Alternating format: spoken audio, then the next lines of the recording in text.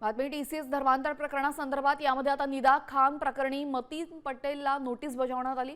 निदा खानला आश्रय दिल्याने कारवाईचा बडगा उगारण्यात आला असून देवळाली कॅम्प पोलीस ठाण्यामध्ये गुन्हा दाखल करण्यात आलाय। मतीन पटेल पोलिसांसमोर हजर राहण्याची शक्यता आहे। निदा खान प्रकरणी आता मतीन पटेलला पोलिसांनी नोटीस पाठवलेली आहे। आता कारवाईचा बडगा उगारल्यानंतर देवळाली कॅम्प पोलीस ठाण्यामध्ये गुन्हा दाखल करण्यात आला आणि मतीन पटेल आता पोलिसांसमोर हजर राहण्याची शक्यता आहे। त्याची चौकशी अंती नेमकी काय माहिती समोर येणार हे सुद्धा पाहणं महत्त्वाचं ठरणार आहे। नाशिकमधील टीसीएस धर्मांतर प्रकरणामध्ये आपण पाहतोय निदा खानला अटक करण्यात आलेली आहे। आपल्यासोबत आमचे प्रतिनिधी अभिजित सोनावणे जोडले गेलेले आहेत। अभिजित, मतीन पटेलला आता नोटीस बजावलेली आहे, काय अधिकची माहिती?